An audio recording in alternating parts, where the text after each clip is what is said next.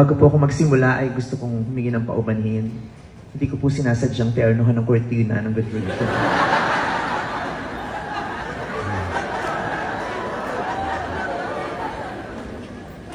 Kalo ko kasi pag UP dapat maroon. Hindi ko naman alam pati background maroon din. Anyway.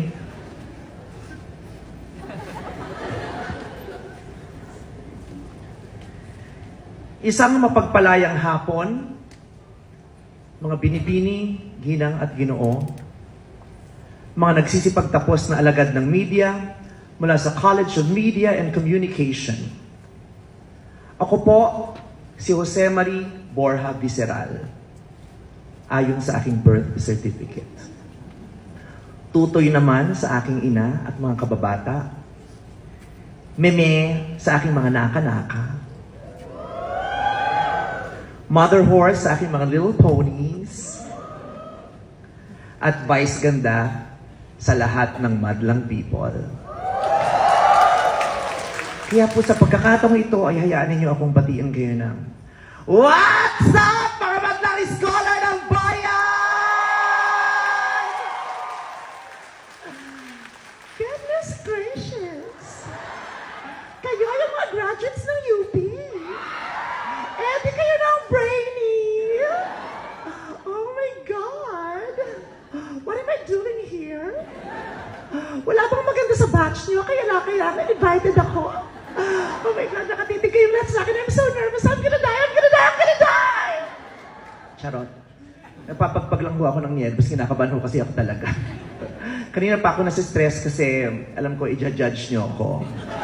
Dahil kilala ko mga pagkatao niyo, mga taga-UP. Ang dami kong katrabaho sa ABS-CBN na taga-UP at lahat sila judger. So, alam ko po yan. Okay.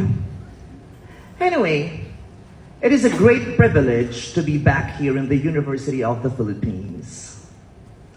I know how fulfilling it is to graduate in UP. Di niyo po na itatanong, I took up BA Political Science under the Department of Political Science at the College of Social Sciences and Philosophy.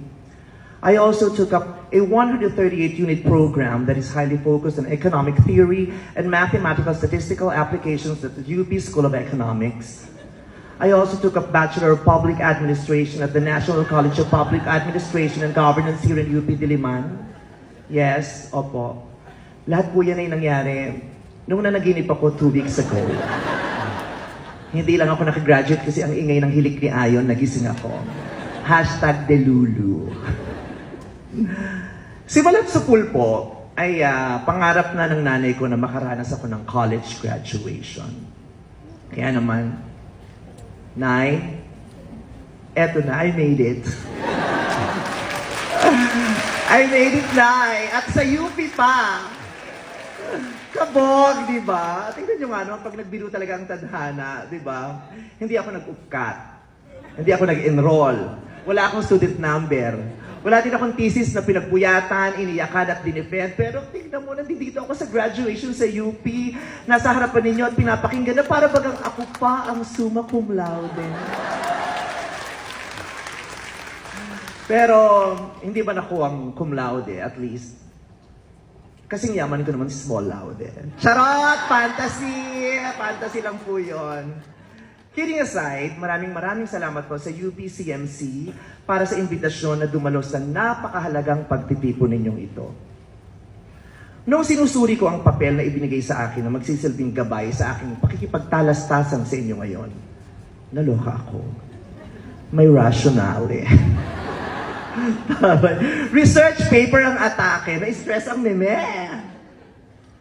Ngunit kiniliti ang aking hinuha sa salitang dagitab. Nagtanong pa nga ako kila sir kanina, ano pang tama? Sabi nila, dagitab. Ay, may kausap ka ate. Sorry, nakakaabala ba ako sa kausap mo sa headset? Kala ko may kukonect sa sabi, Ma'am? Okay, sorry ha. Bastos yung mga taga-UP.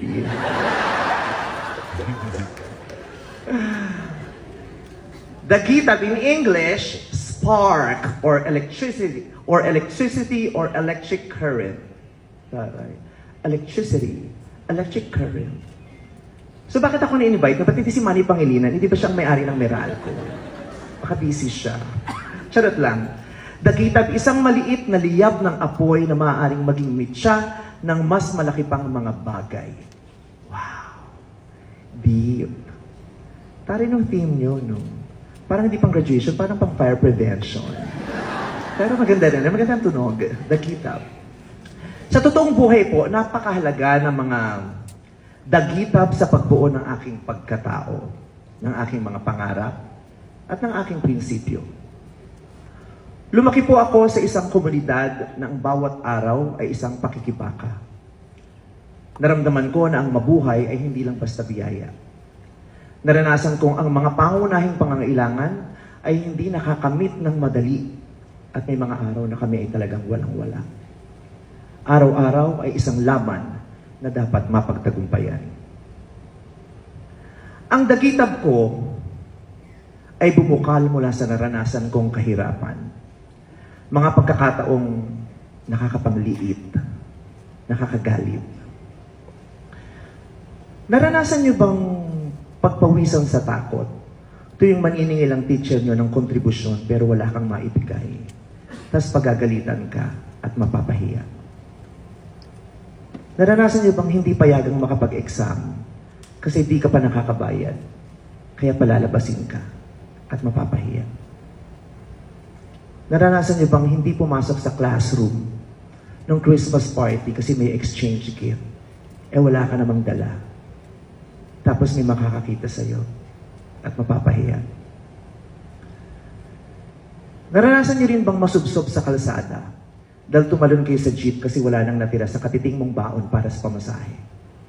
Tapos may nakakita sa'yo at mapapahiya. Mababaw ba? O ito. Ito na natin ang sharing. Trigger warning, kwento ng karahasan. Naranasan niyo bang mapaslang ang tatay niyo pero hindi kayo nakakuha ng hustisya? Kasi wala kayong pamasahe para sa paulit-ulit na pagpunta sa City Hall. Kaya ipinagpa sa Diyos nyo na lang. Naranasan ko yun. Naranasan ng pamilya ko yun. At ilan lang yan sa napakarami kong naranasan sa buhay. Sa ibang tao, bubog ang tawag nila dyan. Bubog na ubod ng sakit tuwing masasaling at mapag-uusapan. In my case, these experiences did not break me. They started a spark inside of me. These experiences made me realize that I do not want to be poor. So I decided I would not continue to be poor. I knew I needed to stand up. I knew I needed to step up. I knew I needed to hustle and work very, very hard. Hindi ako sigurado kung saan at paano, pero kailangan kong magsimula. Kung ano man ang gagawin ko, kailangan kong galingan at paghusayan dahil gusto kong manalo. Gusto at kailangan kong manalo dahil ayoko nang mapahiya at muling mamatayan at mapagkaitan ng katarungan dahil kami ay walang-wala. Sa napakaraming pagkakataon na ipinahagi ko ang mga kwento kong ito sa aking mga palabas sa telebisyon at sa mga interview sa iba't ibang platforms. Ninais kong magbahagi ng mga piraso ng buhay ko sa mga manonood at tagapakinig sa pagbabaka sakaling makapagbigay ito ng inspirasyon sa iba upang mamulat sa katotohanan sa Pilipinas ay mahirap maging mahirap. Mahirap maging mahirap dahil simulat sa pool tayo ay pinamumunuan ng pamahalaang walang maayos na sistema upang mapadali at mapagaan ang pamumuhay ng bawat Pilipino. Sa bansang ito, wala kang ibang aasahan kundi ang sarili mo. Amen? Napakapalad ko dahil ang kasipagan at husay ko ay dinikitan ng swerte. Maraming Pilipino ang masipag at mahusay, ngunit hindi makausad dahil mas malaki pa ang gastos kaysa sa sweldo. 600 plus may kaltas pa. Yan ang kita ng pangkaraniwang manggagawa, depende sa kung saang region ka. Pero humigit kumulang 300,000 ang sweldo ng senador na hindi pumapasok at nawawala. Nasaan ang hustisya? Sa Pilipinas, manganganib ang buhay mo kung ikaw ay magkakasakit at mapunta ka sa ospital na walang kama, walang espasyo, walang mga aparato.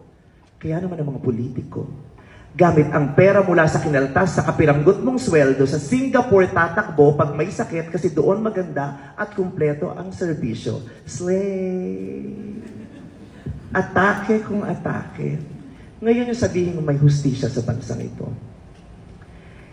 Ilang beses naman akong pinagsabihan at tinangkang pigilan. Nakakatakot man pero pinili kong ipaloob ang mga temang ito sa aking komedya at tahasang magsalita sa aking mga programa sa hangaring lumikha ito ng dagitad upang patapangin ang iba pang gising at gisingin ang mga nahihimbing at wakasan ang sistema at pamamayagpag ng mga nang-aabuso at lalong nagpapahirap sa mahirap ng buhay ng mga Pilipino. Gamit ang komedya at ang pinahiram na plataforma, maaaring magbukas ng diskusyon at magpalayog at magpadaloy ng iba't ibang opinyon. Gaya na lamang sa Miss Q&A. Do you watch Miss Q&A? Oh, ang daming bakla. Gaya na lamang sa Miss Q&A, minsan kong naitanong, sino ang mas mabilis lumipad? Si Superman o si Saldico? Kung ikaw si Darna, malulunok mo pa ba ang bato? Sa simula ay maaaring nakakatawa. Ang di nila alam, pailalim kong ipinapaalala sa kanila na hanggang ngayon ay marami pa rin hindi nasisingil sa mga kasalanan nilang ginawa. Ilan pa lang ang nakukulong. Malaya pa din ang mga utak ng korupsyon. Tama? Hindi ko mapapayagang lumamlam ang galit ng mga tao at tuluyang makalimutan ang mga mahalagang isyu na pilit tinatakpan ng iba't ibang usapin na likha ng mga nagmamanipula ng naratibo. Dahil sa gitna ng ingay at kaguluhan, sa pagbuloktot ng lipunang napapalibutan ng diskriminasyon, opresyon at disinformasyon, ng mga lingkod bayang nagnanakaw sa taong bayan, ng sistemang sumubok sa prangkisa ng aking network na kumitil sa maraming kabuhayan at karapatan ng malayang pamamahayag, doon ko higit na naunawaan ang aking saysay ay higit pa sa pagpapatawa, sapagkat ang mikroponong tangan ng aking kamay ay ang aking kapangyarihan. At kaakibat nito ang pananagutan ko sa aking mga taga-subaybay, ang tamang paggamit sa aking boses at plataforma. Magpapatawa at papalakpakan, pero kakalampagin din ang sistema. Gaganap ng iba't ibang papel sa pelikula, pero magsisilbi ring panimulang puwersa na hamon sa nakasanayan. Noon, ang mga bakla nasa gilid o nasa likod ng bida o nasa likod ng kamera. Ngayon yung bakla nasa gitna na dahil siya na ang bida.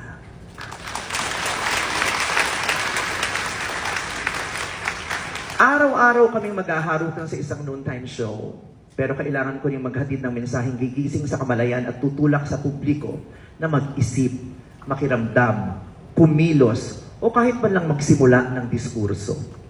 Kailangan kong magpahiram ng boses ko sa mga hindi nakakapagsalita at hindi makasigaw upang ang dagitab, nananahan at pinag-apoy sa aking isipan at damdamin ay maipasa ko sa marami, lalong-lalo na sa inyo, mga kabataan.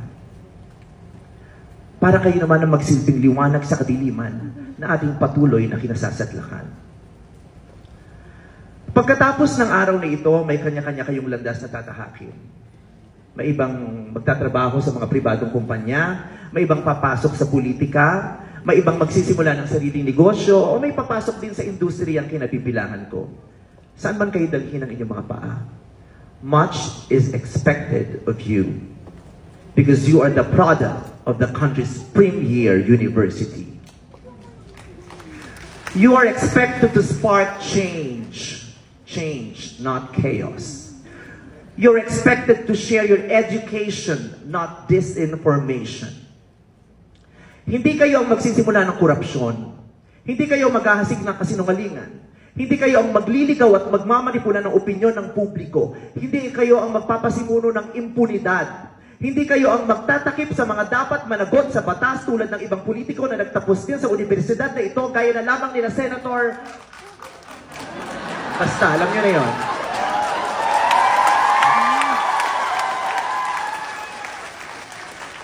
Sabihin ko sana kaya lang, parang may nakita akong pulang ilaw sa noo ko. Galing doon. Sir, maayos bang security po dito? Thank you po. Thank you very much. Sa kaibuturan ng inyong mga puso at kaisipan, tuklasin ninyo ang nananahan diyang tahimik ngunit makapangyarihang dagitab na naghihintay na magliyab. Naway ito ang magsisilbing liwanag na hindi lang kayo dadalhin sa tagumpay sa inyong mga karera, kundi magbubukas sa landas ng mas malaking panawagan. Ang punuin ng dangal at husay ang bayan, ang mundo, at ang henerasyon ninyo sa paraang alam at kaya ninyo. Malugod ko kayong binabati sa inyong pagtatapos. Mabuhay ang pag-asa ng bayan. Mabuhay kayo na mga scholar ng bayan. Magandang hapon.